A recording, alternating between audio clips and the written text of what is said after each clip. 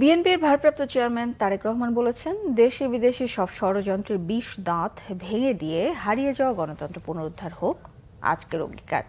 ষড়যন্ত্রকারীরা চায় না দেশের মানুষ গণতন্ত্র ফিরে পাক। বিকেলে সাতক্ষীরার কোলারোয়া ফুটবল মাঠে উপজেলা বিএনপি আয়োজিত বিশাল জনসভায় ভার্চুয়ালি প্রধান অতিথির ভাষণে তিনি কথা বলেন। সাতক্ষীরার প্রতিনিধি আসাদুজ্জামান আসাদের তথ্য ছবিতে ডেস্ক রিপোর্ট।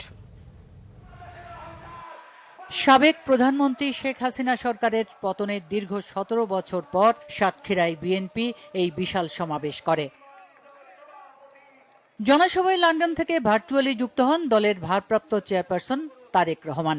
তিনি বলেন, দীর্ঘ ১.৫ দশক ধরে বিএনপি ও বিরোধী দলীয় নেতাদের উপর পতিত সরকার অকথ্য নির্যাতন করেছে, কিন্তু জনতার দুর্বার আন্দোলনে সেই সরকার প্রধান দেশ থেকে পালিয়ে যেতে বাধ্য হয়েছে।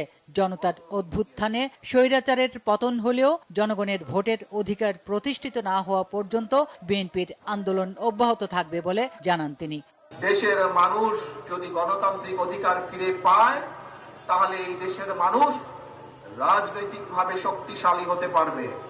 তাহলে এই দেশের মানুষ ধীরে ধীরে আস্তে আস্তে শক্তিশালী অর্থনৈতিক বুনিয়াদ গড়ে তুলতে পারবে।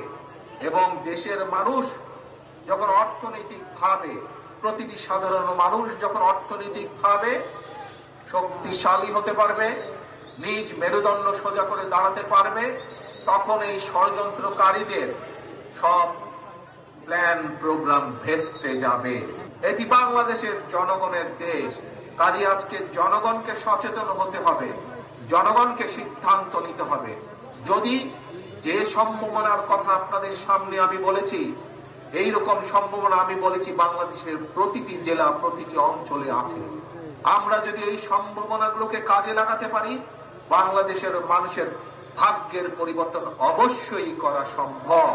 সমাবেশে বিএনপির কেন্দ্রীয় প্রকাশনা বিষয়ক সম্পাদক, সদ্য কারামুক্ত সাতক্ষীরা ১ আসনের সাবেক সংসদ সদস্য হাবিবুল ইসলাম হাবিব সভায় সভাপতিত্ব করেন।